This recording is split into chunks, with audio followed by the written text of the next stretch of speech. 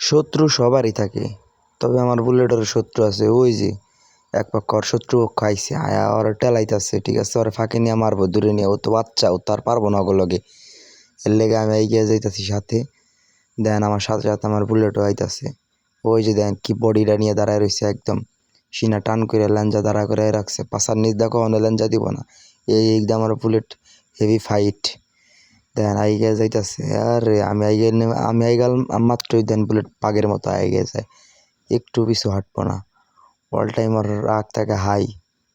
আমি যখন আইগে যাম তখন তো আর মাথা নষ্ট হয়ে যাবো, ঠিক আছে। ফালদা যায় ধরে ফেলাবো, কোনো কথা নাই, কোনো ছাড় নাই।